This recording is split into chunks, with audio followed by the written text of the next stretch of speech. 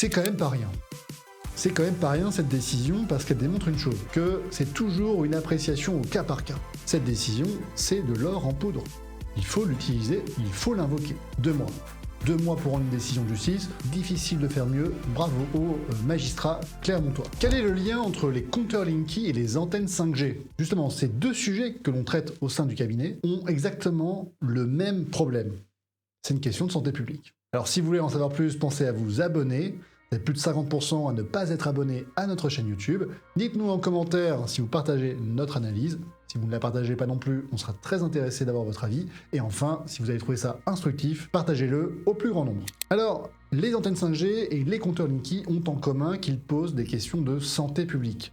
Des questions de santé publique, notamment sur la question des ondes électromagnétiques, dont l'ANSES elle-même, l'Agence nationale de sécurité sanitaire de l'alimentation, de l'environnement et du travail, ne peut pas vous dire s'il y a des effets secondaires à court, moyen et long terme des ondes électromagnétiques sur la santé publique. Alors c'est un petit peu embêtant, vous l'aurez bien compris, et le principe de précaution, qui est un principe constitutionnel, recommanderait plutôt de faire preuve de prudence. La capacité de développement d'une nation, ça repose essentiellement sur sa capacité à avoir des outils technologiques qui sont plus évolués que ses voisins. Plus un État, plus une nation a des outils technologiques évolués, et plus elle va être évidemment prospère. Donc c'est la raison pour laquelle nos gouvernements sont toujours entre 2 réalités qui s'affrontent, à savoir d'une part ne pas avancer trop vite pour des questions de santé et d'éthique, mais à la fois ne pas prendre trop de retard par rapport à un monde qui est mondialisé et dans lequel, si vous n'êtes pas le premier à vous engouffrer dans une faille technologique, eh bien c'est votre voisin qui le fera à votre place. Face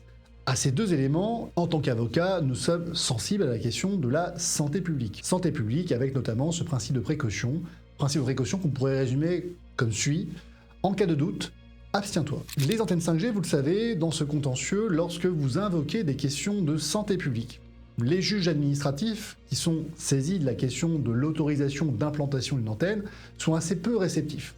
Alors attention, assez peu réceptif ne veut pas dire qu'aucun argument tiré de la santé publique ne peut être invoqué. Simplement, vous ne pouvez pas vous cantonner à utiliser l'affirmation qui est la suivante: en l'absence de certitude d'effet sur la santé, on ne doit pas implanter d'antenne 5G. Cet argument, aujourd'hui, il est inaudible. Alors, est-ce que c'est bien? Est-ce que c'est pas bien? Vous me direz en commentaire, mais en tout cas, aujourd'hui, c'est la réalité juridique. En tant qu'avocat, si vous devez donc contester l'autorisation d'implantation d'une antenne 5G, il va falloir trouver d'autres failles, d'autres axes. Et comme je le dis souvent à mes clients, c'est un contentieux urbanistique comme un autre, il y a donc une multitude de documents juridiques à analyser et il va falloir essayer de faire feu de tout bois pour faire tomber l'autorisation sur des arguments purement juridiques, en mettant de côté la question éthique, morale et de santé publique que sont les antennes 5G. Une fois qu'on a dit ça, on n'a pas forcément été plus loin que la vidéo que nous avions fait sur les antennes 5G. D'ailleurs, vous pourrez la retrouver ici.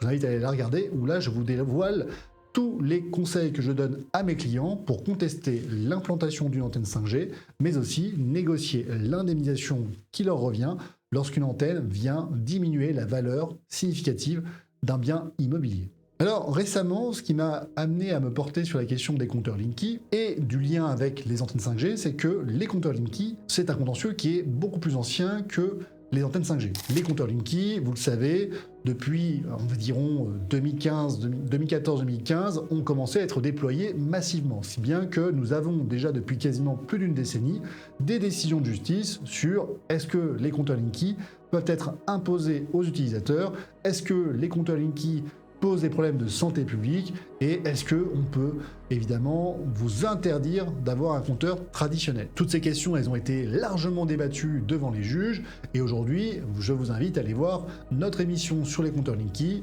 Est-ce que le compteur Linky est obligatoire? Réponse dans l'émission juste ici. On a aujourd'hui une décision hyper intéressante, vraiment hyper intéressante. Pensez à enregistrer cette vidéo, partagez-la parce que vous allez pouvoir connaître mon analyse de la décision de la Cour d'appel de Riom du 15 avril 2025. C'est une décision qui est hyper récente.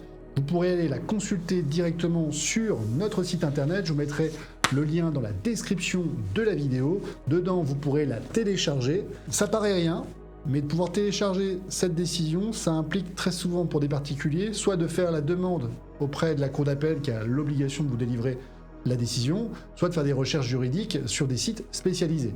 Donc en ayant connaissance de cette décision, on s'en rend pas compte, mais c'est extrêmement difficile dans la pratique de l'avoir. Cette décision, elle est récente, mais surtout extrêmement intéressante. Extrêmement intéressante pourquoi? Elle est extrêmement intéressante parce qu'elle démontre qu'on peut enjoindre à Enedis et le contraindre à retirer un compteur communicant au bénéfice d'un compteur traditionnel. Oui, vous m'avez bien entendu, je vais le redire une deuxième fois.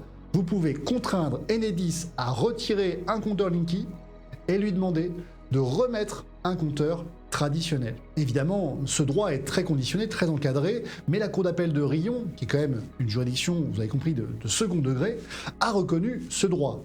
Et elle a confirmé une première décision qui avait été rendue par le tribunal judiciaire de Clermont-Ferrand, qui avait accordé à l'usager d'un compteur Linky le droit de demander à Enedis de retirer le compteur et de lui mettre un compteur traditionnel. Évidemment, la Cour d'appel de Riom va s'approprier une partie de l'argumentation qui avait été déployée devant le tribunal judiciaire de Clermont-Ferrand. En page 4 de cet arrêt, vous allez pouvoir voir l'ensemble de l'argumentation qui a été retenue par la Cour d'appel. La Cour d'appel, tout d'abord, est saisie sur le fondement de l'article 835 alinéa 1er du Code de procédure civile.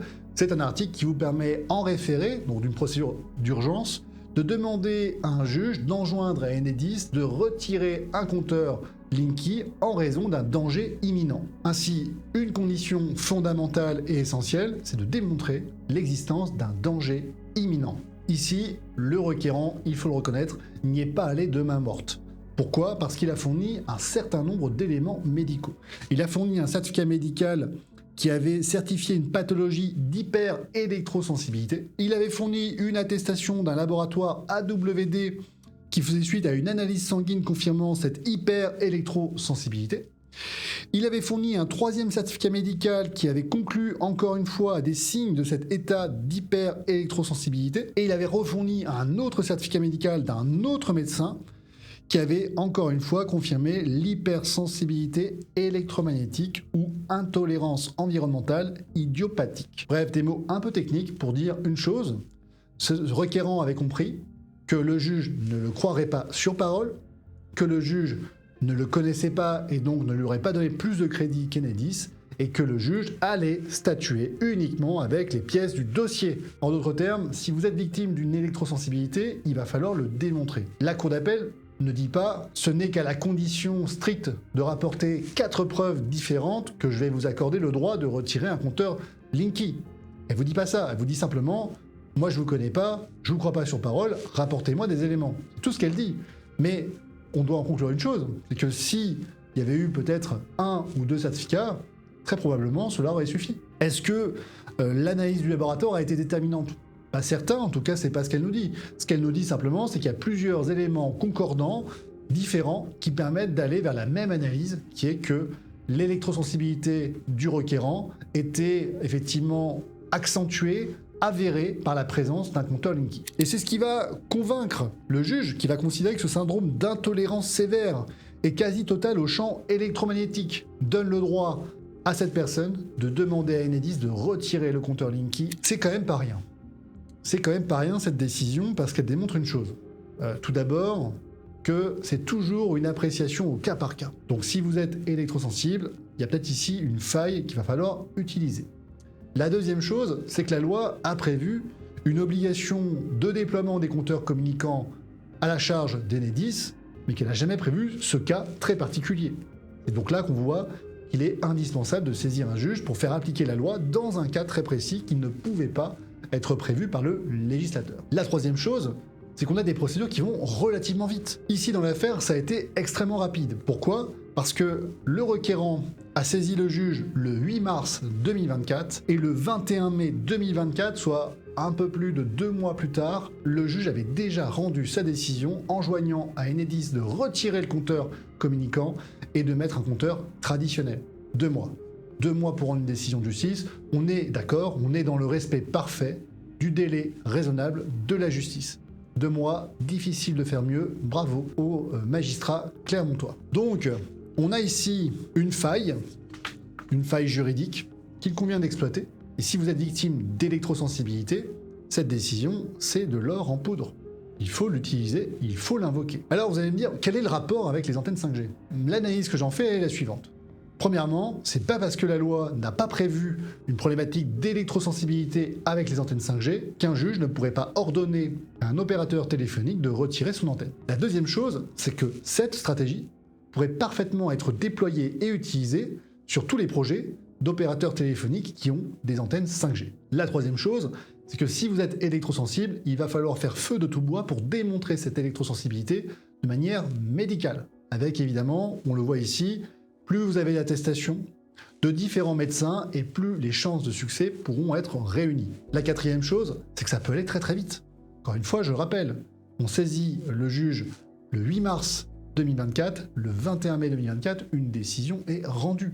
Et enfin, la cinquième chose, c'est que c'est pas parce qu'aujourd'hui, les magistrats et notamment les tribunaux administratifs n'ont pas reconnu la possibilité de refuser une autorisation d'implantation d'antennes 5G pour des motifs médicaux qui ne le feront jamais. Donc, on doit persévérer, on doit continuer de faire entendre nos droits. Le droit à la santé n'est pas moins important que le droit d'entreprendre ou le droit de développer les infrastructures nécessaires au développement d'un pays. Ça doit se faire ensemble, et lorsque vous êtes victime d'électrosensibilité, ici, vous avez un vrai levier d'action. Vous avez aimé le contenu, pensez à vous abonner.